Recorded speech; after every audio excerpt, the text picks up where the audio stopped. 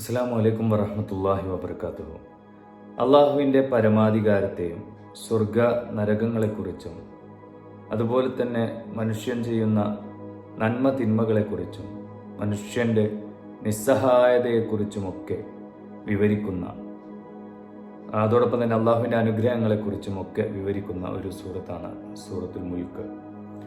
ഈ സൂറത്തുൽ മുൽക്ക് നമ്മളെല്ലാവരും പാരായണം ചെയ്യുന്നവരായിരിക്കും.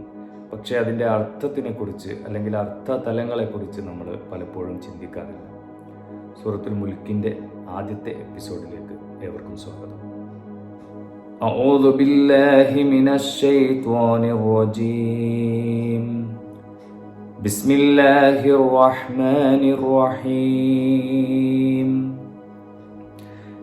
തബാറകല്ലദീ ബിയദിഹിൽ മുൽക്കു വഹുവ അലാ കുല്ലി ശൈഇൻ قدير الذي خلق الموت والحياة ليبلوكم أيكم أحسن عملا وهو العزيز الغفور الذي خلق 7 سماوات طباقا ما ترى في خلق الرحمن من تفاوت فارجع البصر هل ترى من فطور.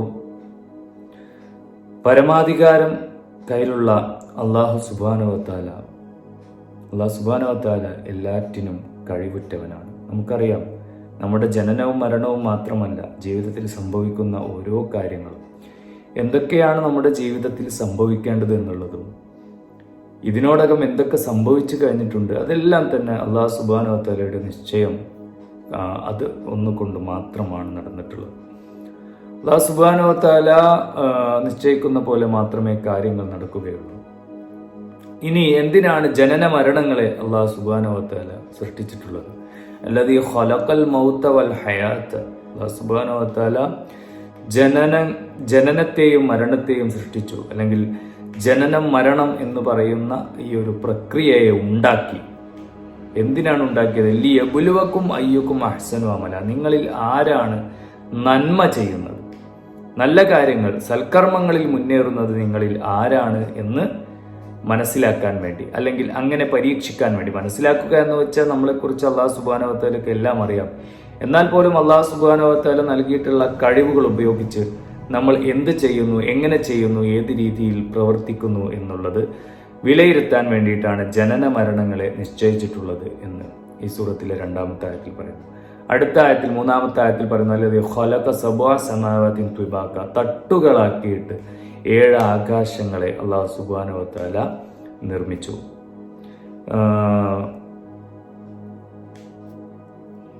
മാ തറാ ഫീ ഖൽഖിർ റഹ്മാനി മിൻ തഫാവുത്. അല്ലാഹു സുബ്ഹാനഹു വ തആലയുടെ പരമകാരുണികന്റെ ആ ഒരു സൃഷ്ടിപ്പിൽ നിനക്കൊരു ന്യൂനതയും കാണാൻ കഴിയില്ല എന്ന് തീർച്ചയായിട്ടും പറയുന്നു. ഫർജിൽ ബസറ ഹൽ തറാ മിൻ ഫുതുർ. വീണ്ടും ആ ഒരു അതിൽ വല്ല ന്യൂനതകളും ഉണ്ടോ എന്നുള്ള രീതിയിൽ നമ്മൾ നോക്കുമ്പോൾ വളരെ നിരാശരായിക്കൊണ്ട്, അല്ലെങ്കിൽ വളരെ നിരാശമായിക്കൊണ്ട് നമ്മുടെ കണ്ണുകൾ തിരിച്ചു വരും എന്നാണ് പറയുന്നത്. ഇതിലൊരു ന്യൂനതയും നമുക്ക് കാണാൻ കഴിയില്ല. ആകാശത്തിന്റെ സംവിധാനം, നമ്മൾ പലപ്പോഴും മനുഷ്യന്റെ സൃഷ്ടിപ്പിനെ കുറിച്ച് വളരെ അത്ഭുതം കൂറിക്കൊണ്ട് പറയാറുണ്ട്. അതിനേക്കാളൊക്കെ എത്രയോ സങ്കീർണമായിട്ടുള്ള ഒരു സൃഷ്ടിപ്പാണ് ആകാശത്തിൻ്റെത് എന്നുള്ളത് നമ്മൾ മനസ്സിലാക്കേണ്ടതാണ്.